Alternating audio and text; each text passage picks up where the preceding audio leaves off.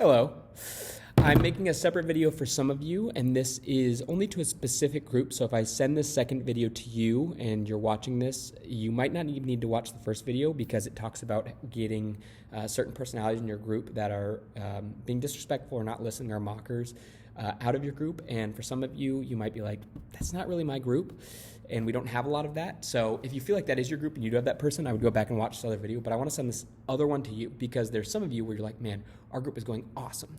And we are doing great and things are thriving and we have great conversation and everyone connects and they understand each other. And so you're like, well, so what's next? A big part of that is honestly just keep connecting. You're crushing it, really.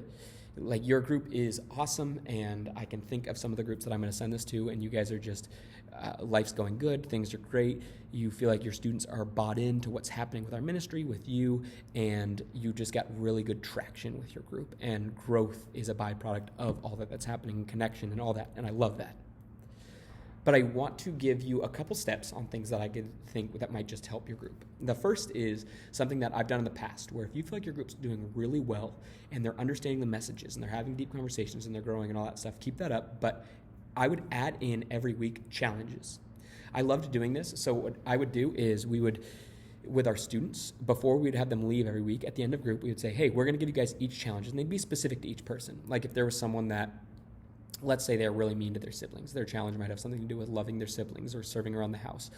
Or if they've got a bad attitude going into work, it would be certain things like that. For mine, like a challenge I always got because I talked way too much about myself, was I had to begin every conversation with a question about the other person. And anytime I didn't, I had to do, it was like 10 push-ups. And so I ended up having to do and it'd be like 700 push-ups at the end of a week.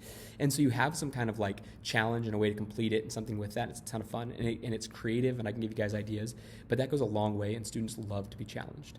It's just something that's fun that helps them learn to grow and focus on throughout their week. So create specific challenges for your students and go around and give each person a unique challenge. And then each week you have them talk about their challenge and be like, hey, how'd your challenge go this week? How do you feel like you did with it?